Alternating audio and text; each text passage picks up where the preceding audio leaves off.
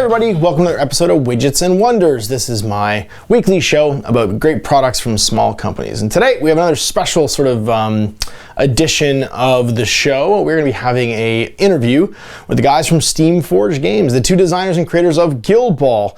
That's Matt and Rich, and they have decided to join me and sit and talk about their game, their company, how it came to being, and other ins and outs of it. So sit down, relax. It's about 30 minutes long. You get to see some photos of all the concept art for all the models and teams in their initial Season 1 release, as well as hear about some stuff in the future too that they have planned. So I hope you enjoy this special edition of Widgets and Wonders. All right, so here I am with Rich and Matt from Steamforged Games, and they've very kindly decided to come on and talk to us a little bit about their company, their project, and what they've made, and let's sort of hopefully we'll talk about what they want to do in the future. So let's get started. So who is Steamforged Games? What's your history and sort of what's your mission statement? Who are you guys? So I'll dive in. I'm Matt, and so Steamforged Games is it's an idea that Rich and I had a long time ago. We've known each other for quite some years now, predominantly through our shared interest in playing War Machine. We ran a fan site called Steamforged for a period of time, looking to produce high quality content from tactics through painting, through just general, sort of fan site stuff. But throughout that process, we pretty much recognised that we both had a shared interest in game design and really wanted to work on a project together that had some real substance to it. So we brainstormed a bunch of ideas, and like some of the best ideas, inspiration struck quite randomly, where we had an idea about using Blood Bowl miniatures on a War Machine table. And from there, the concept of blending a fantasy football style game with the deep tactics of a traditional war game came about, and from there we started to layer that into a game called Guild Ball. Cool. So this game, Guild Ball, it's got kind of a Victoriana-esque sort of like alternate universe setting. Where did you get that inspiration from? So what are some of those favorite things that you have like the art and the movies and the books that have given you this image? Because obviously it shares some stuff with War Machine, but War Machine's a little more fantasy than this setting. Yeah, so what's important is when you're designing a game and you're creating a world is to create verisimilitude that people can kind of engage with, and the world needed to feel believable, but also simple enough for people to kind of get. And sometimes, when you interact with fantasy games or with science fiction games, it can be mind-bogglingly complicated and very hard to kind of pick up. So we went for big classic bold shapes. So we were inspired by the opening scene from Gangs of New York, where the various factions were facing off against each other over the 5 points, and and then we wanted to get a sense of reality in there. So obviously Game of Thrones is and was at the time huge on TV, and the books were supremely popular, but that kind of low fantasy gritty feel to it. I was reading a lot of Joe Abercrombie at the time, so First Law, great series. So that had a real influence on the tone and the adult themes that we explore in the game. And then other kind of classic fantasies. Lies of Locke Lamora was definitely a game that gave a real sort of tone to the world. A sense of focusing on one or two key locations, but there was just a sense of a much larger world at play. You kind of get that with the island setting. The whole thing is sort of this set sort of like in the midst of a sea, but you kind of wonder what the edges look like and what's sort of past that. Yeah, no, absolutely. So, and then basically those were the key influences. It's this is one of the hardest questions to answer, because everything that you play or do or read or watch in some way shapes your thinking and influences decisions that you might make about stuff. I was really excited when I started putting the models together that the guild had the union had Bill the Butcher miniature, because I started building Rage, and the first thought I had was, I'm building Bill the Butcher right now. I need to give him a glass eye. This is fantastic. There do seem to be some. You pulled some tropes out. Do you have a favorite? Is there a trope that you sort of tried to inject into the game that you think is your personal favorite? Yeah. So I've talked about this before, actually. So it's no huge secret, but one of the things that the biggest trope is actually the team lineups, and there's a classic 5-man trope, which is basically the leader, and then the guy who wants to be a leader. You've got a big guy or girl, you've got a tricky guy or girl, and you've got a hot guy or girl, and it's a classic 5-man. You can map it onto anything. So if you look at the A team, it maps straight on, right? It's the same for Thundercats. It's the same for the aliens. It has basically for everything. And what we're doing there is we're playing into people's subconscious expectations. And so when they look at a lineup of a Guild Ball team, they instinctively feel like a team visually. Because it ties in with the trope. So that's probably the most influential trope that we adopted for our game. That's really cool. I think that's it.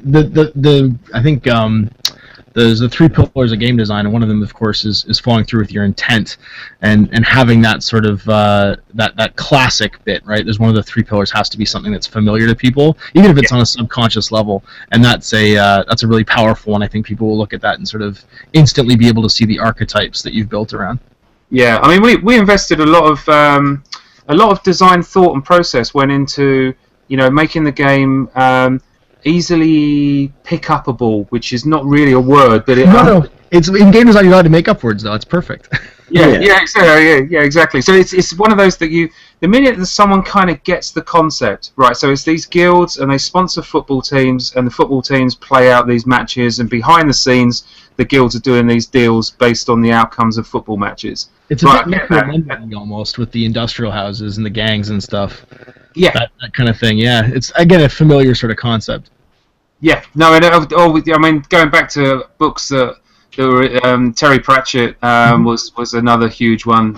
Fell in love with the story, the Small Gods book, where they talked about the Assassin's Guild and the Thieves Guild and all those different guilds at war with each other, but sort of with cordial relationships on the outside. I quite enjoyed that. Yeah, I think it's important as well to say about the fact we don't use fancy races. It's a low sci-fi world, and the humans are one of the most interesting people around, and we've managed to create a whole variety of humans and styles through these guilds that mean that each one is individual as a team. You mentioned to someone the Fisherman's Guild, and you'll expect to see hooks and nets and things like that, and it's very easy to capture people's imagination when you're doing this. Mm-hmm. Yeah, they all do definitely have a personality. You can almost visualize just through the names who they are. Like the minute I don't know, maybe this is just like my personal bias, but the minute you said Brewers Guild, I thought kilts for some reason, and lo and behold, I opened the miniatures and I was like, oh, yep, okay, yeah, this is exactly what I thought it was going to be. Even down to the character names, we spent a lot of time. Like we wanted these characters, not to be just Grunt 1, Grunt 2, or a really unpronounceable name. We wanted them to be linked to the guilds they're in. So you like in the butchers, you got Ox and Brisket and Boiler and Boar. They're very strong names that relate to that kind of area, and it's very important we have that throughout each team. Well, sorry, go on. I was just going to say that the names tie into the fact that Guild Ball is very much a character-driven game, and keeping simple, strong names makes it very easy for people to identify with the characters and to remember their names, and then really engage in the stories that we tell throughout the game. Mm-hmm. That segues nicely into my next question, really, which is about the hooks. One of the things, again, in game design, when you talk about those 3 pillars, right, something familiar, something new, is you're trying to engage people and get them to come back. There needs to be, of those 3 things, there needs to be something that hooks into each individual, and it could be through the game design, the model design, the theme, and the story you're putting together. What's the stuff that makes you guys, if you're going to pick your own personal top 3, or maybe you guys can split the 3, I don't know how you want to do it, but what's your favorite hooks that you think are the most engaging? It's going to get people coming back to play this game. So from my side, because I tend to be the game design side more. You know, me and Matt work very closely together on all aspects, and Matt's took a lot of lead on the actual the kind of visual side of the game. But as far as the rules and the interactions, that's definitely my hook, and I think it's something that people have enjoyed is to see the simplistic nature of the core rules mixed with this levels of the cards and the interactions between each model, and the synergies you can get, and the you go I go mentality. I think it gets people playing over and over again because they want to see how it's going to play out next time they play, because there's no situation in it where you kind of just go, right, oh, it's my turn, I'm going to move all my guys up, they're all going to do this move, they're all going to stand here, and that's your go, and you do all your stuff. Like, that doesn't happen. The game is completely flowing from turn to turn. I think it makes a really engaging problem solving. I think that's something that does engage people. I know of the guys that are in our studio, Owen in particular loves puzzle solving. He loves being bad at a game, I think, more than he likes being good at a game, because it gives him a nut to crack. And the more that turn by turn, even activation by activation, that changes, that's certainly something that engages people. I think at the same time, though, it's hard to say for us that one area is why, you know, people are hooked on this game, because without, you know, the artwork, without the, you know, the core rules mechanics, without all these areas working together, and, you know, the story and the fluff and behind it, I just don't. I think you've got to have a bit of everything to pull people in, draw them in. Everyone has a different driver, yeah. Like, they're gonna like different things. And I think that's why we're seeing quite a lot of success. Is that I think Guild Ball hits a lot of areas for people, and you know, it has a lot of the tick boxes going off, and I think it's bringing something for a lot of people. Okay, so what's the next one then? If I'm not particularly driven by games, what's the thing that's going to hook me? So, yeah, I'm just trying. There's so many things. Like as Rich says, there's an awful lot of aspects of the game that merit talking about. Visually, you know, from an art direction, we've adopted a very strong style. We've worked with some fantastic artists from some renown in the video games industry, which is largely my background. So guys like Doug Telford and Mark Molnar, who have worked on some real AAA top tier titles, know what they're talking about when it comes to, you know, creating worlds through artwork, and that's helped translate through into one of our key selling points, or key hooks, as it were, is the miniatures.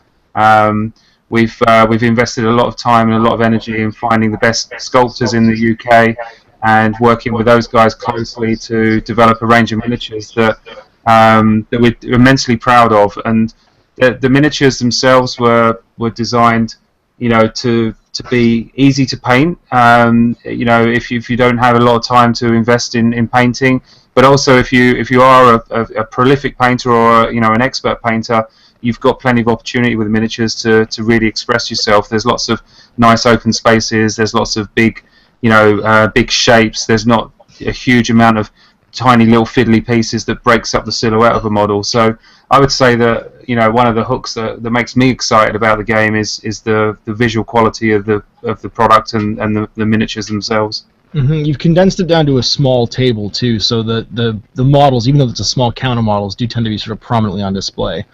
I think that's in a lot of board games now. There's so many models on the table that the individual miniature gets lost. You really have kind of chosen to feature a really small group of models, and because they're on a small table, so you can kind of focus on them.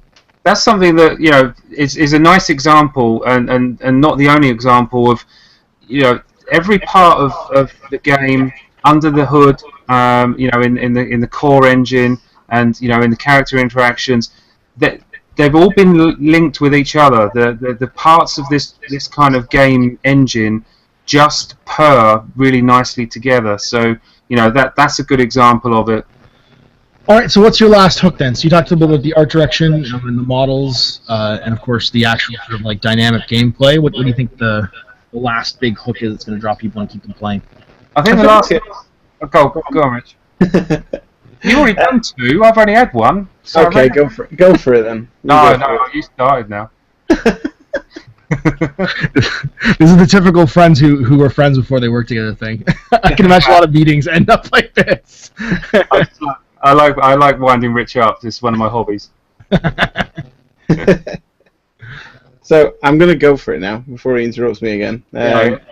So I reckon it's probably I think it's mine and Matt's approach to the actual game, and we've been really heavy during the Kickstarter days, and actually in retail of creating a very community feel about the game, and this has led to this game currently has a massive tournament scene, along with massive interaction with the community, and me and Matt have spent a lot of time building these relations up with our fan base. Like Matt, for instance, has just come back from a trip to Australia. Where he went down to CanCon to literally meet players there and see them. We've got plans to go to Gen Con, Adepticon this year. We're really, really keen and will always be keen to interact with our fan base and make sure that the game is not just what me and Matt want, it's actually what the community wants and what they see from the game. And we definitely listen as a company, don't we, Matt? Yeah, no, it's amazing. A good idea can come from just about anywhere, and when you have a community of really engaged, excited gamers, there's a never-ending stream of thought process going on about the game, and as a game designer, it's really fun to engage with people, listen to their thoughts, and basically steal their ideas and present them as your own at a later stage. That's how we work. No, I'm joking. I am joking. I hope that's coming through. Don't. I think all of the best ideas are stolen. I'm pretty sure. I heard a smarter person than me say that once.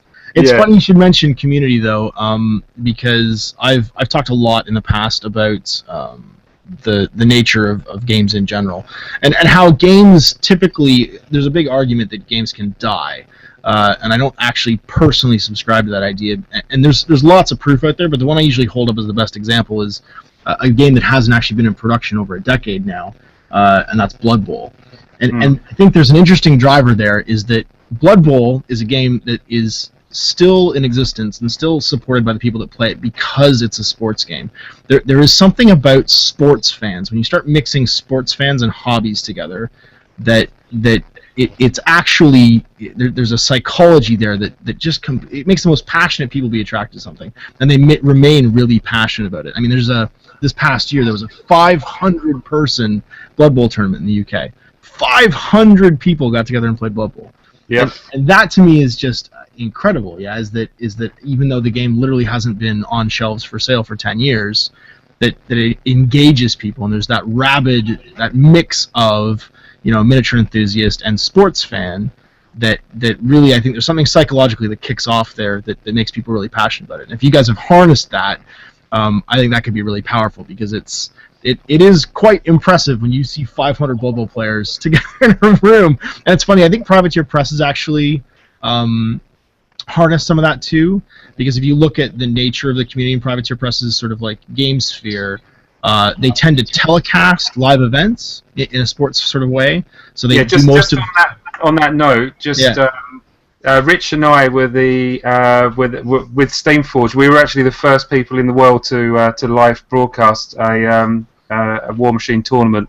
And there you go. So that's, and I think that really is it. It's that psychology of people don't want to see scrubs play. They want to see top players playing competitive games, and they want to cheer on their sort of like their heroes too. Yeah. So there is really something I think powerful there when you see that the fight was the WTC, the big World Team Championship for War Machine. They had 500, 600, 700 people online Twitch watching the final game, and that's impressive. I mean, from like a sports world, it's not really that many viewers, but from a gaming world, to get that many people watching two people play a game, there's a real that's an accomplishment. Live telecasting, watching people play miniature games. I think that's definitely a psychology worth tapping into if you're trying to sort of like build a community.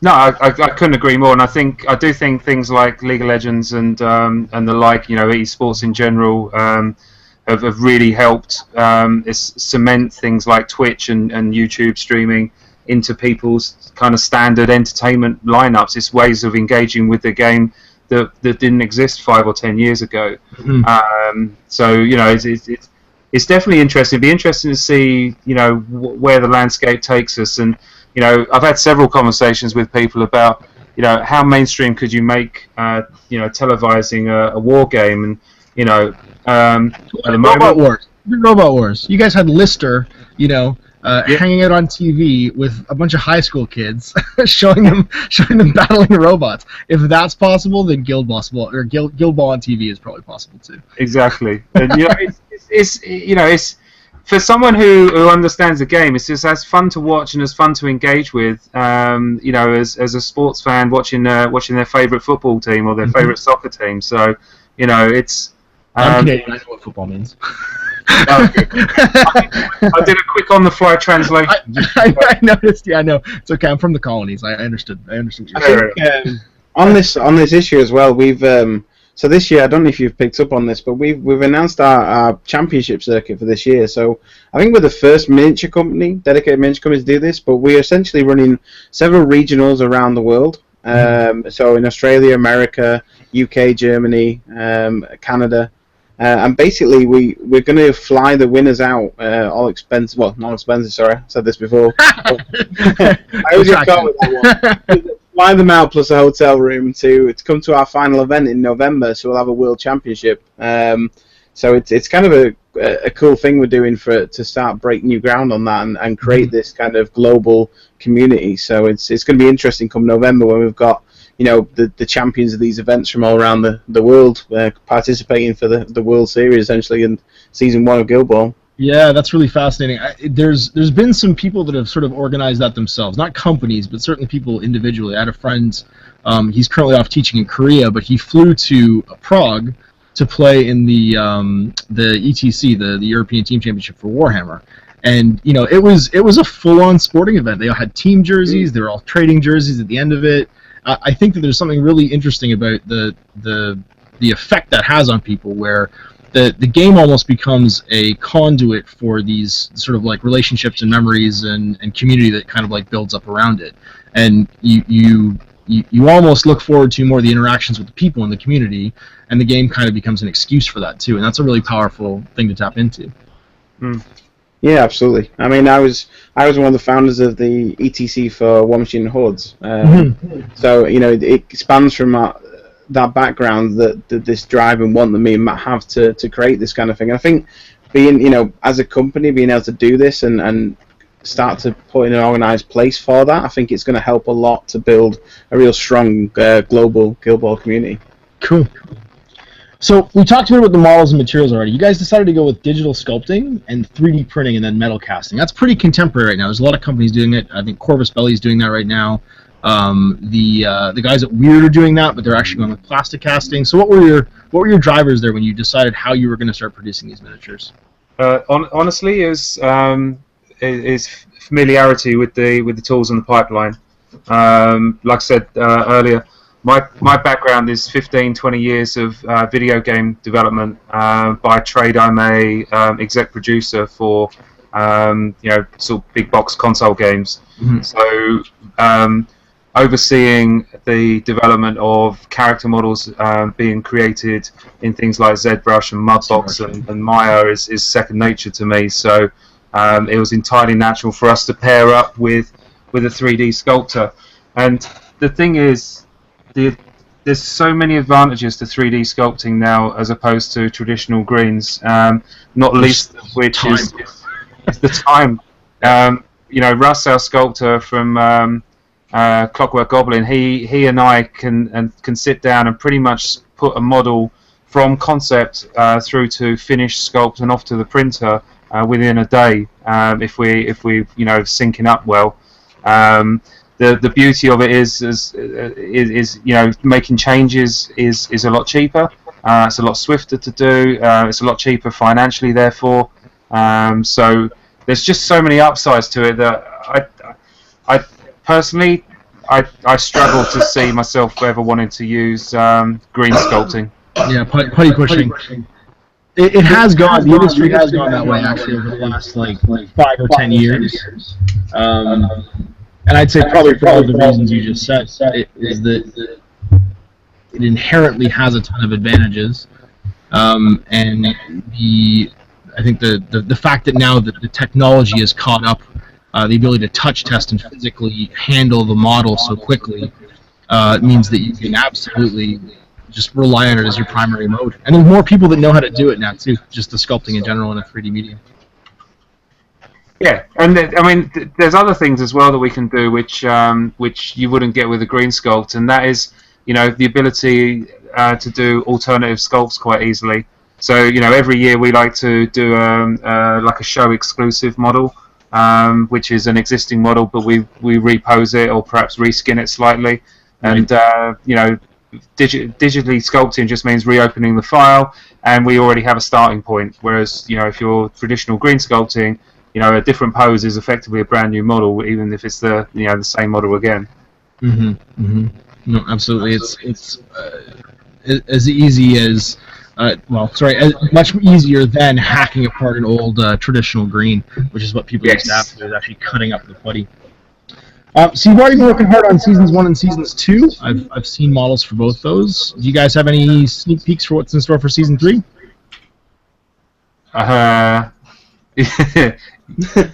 You want me to answer this, not Rich? Okay. Yeah, Trust me. do, because he's already spoiled the season 3 thing already. So. So basically, what we have a number of options to expand Guild Ball, and one of the things that we're acutely conscious of is as games mature and as models get added to the various factions, it's incredibly difficult to manage faction bloat and homogenization of a game, and ultimately leading to a game's collapse under its own weight, where there's just too many models, too much choice, that it's very difficult to actually see any polarization between the factions and the play styles. And I think that's where the games can start to lose their appeal. So, we're kind of conscious of that from the beginning with Guild Ball, and one of the things that we knew was we could always go wider and we could go deeper, and by that I mean wider, we can add more guilds, and by deeper I mean we can add more players to the rosters of each of the guilds that we have active at that point in time. And season 2 is basically extending in both directions. We're adding a new guild called the Hunters Guild, and we're also adding some new models for each of the factions, including a new captain and a new mascot for each of the guilds. So the new captain actually brings a brand new way for the team to play whilst still retaining its core identity. It's basically a refreshment of your existing lineup. Season 3, we're going to be working on actually a bit more breadth. So we're going to be bringing 2 new guilds, one of which is going to be, has been announced, that's the Farmers Guild. The little tidbit that I can give you is talk a little bit about the play style for the Farmers Guild that we're working on, which is an important thing to kind of talk about. The guilds all need to have a unique feel to them and a unique reason for a player to want to try them out. And the Farmers' hook, as it were, is their ability to plant in-game effects that take that mature and take effect the following turn. So it's they're very much a planning ahead, sowing their crops, as it were, and then reaping the benefits of what they sow later on in the game. That's brilliant. That's a really cute way of engaging the story into the rules. Yes, yeah, and we try and do that as much as we can, because it ties in. Yeah, it ties in the people who enjoy the story into the gameplay, because they can see a resonance there, and it also ties the guys who are just kind of hardcore math guys who just want to play the game. It still gives them access to the fluff in the background and gives them a sense of flavour of the game as well. So I think everyone benefits when you do try and do that. It's a new mechanic too. I think for those guys who get engaged by puzzle solving or seeing what the benefit is, that's a new thing. Whenever you introduce, I remember when they introduced hordes into War Machine, that was a big almost injection of interest for the game people, because it was an entirely new way of approaching just the core mechanics of the game. I think that's every time you can kind of dig at that a little bit, you get the guys who are kind of like, oh, I figured this out. You reset the button on them, and they have to sort of dive back in again. What's an interesting concept about that, and often overlooked, is basically it's not just the guy who has the new faction; it's also his opponent who gets a brand new experience as well. So it is a double win situation. Yeah, no, absolutely. That's a really I think a good broad way of looking at that is that you get to add in an experience not just for the guy who's going to go and buy that new team, but every person he plays from then on too. That's really cool. Yes, yeah, definitely. So what's the one thing you guys really want folks to know about your team at Steamforged? If you guys were trying to put your identity out there to people and brand yourselves as a team of designers and creators for this game, what would it be? Shall I go, Rich? Yeah, go for it. So I think the thing that I would like people to really know is the one thing, and then there's a long list of things, and I'll probably try and squeeze some of those into my answer in the best politician style. But the one thing is that we are gamers. We are people who play lots of games. We play our own game a lot for fun, not just because it's our job. And we want to make the best quality products for gamers because that's what we expect from other companies ourselves as consumers. So we set our expectations of other companies. We make those same demands of ourselves. So by gamers for gamers. Yeah, it's one of those easy to say, but we live and breathe by it. And to do that, and as Rich was alluding to earlier, things like being active in the community, like literally being a face in the community, going out, getting drunk with people, playing games with people, losing like hell to pretty much everyone I play because I'm not a real competitive player. But my models do look amazing when they're painted. But just hanging out with guys, and girls, and doing Q&As, being accessible to people, always happy to chat with people on Twitter or Facebook or face to face at a convention.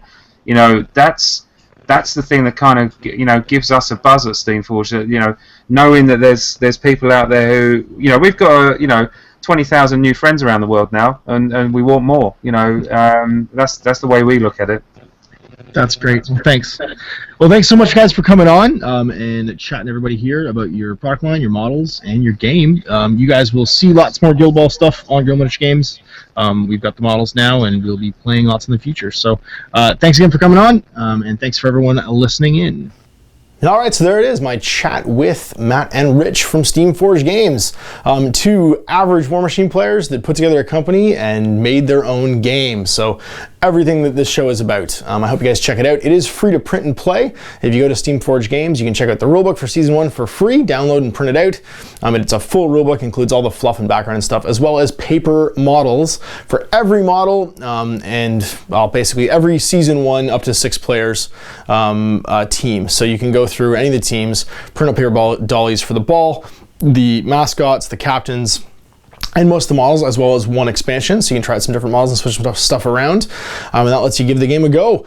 So I hope you guys do check it out. You can click the links in the video description below, and I hope you enjoyed our interview with Matt and Rich. Thanks to them for coming on, and thanks to them for hooking the channel up with some Guild Ball stuff. So you guys will see lots of Guild Ball in the future. I'm going to run an open league in 2016, much like I do for Mordheim and Necromunda, where we'll keep track of stats, and what we'll do is have an average per game, sort of like a batting score for everybody throughout the year. Anyone can come in and join.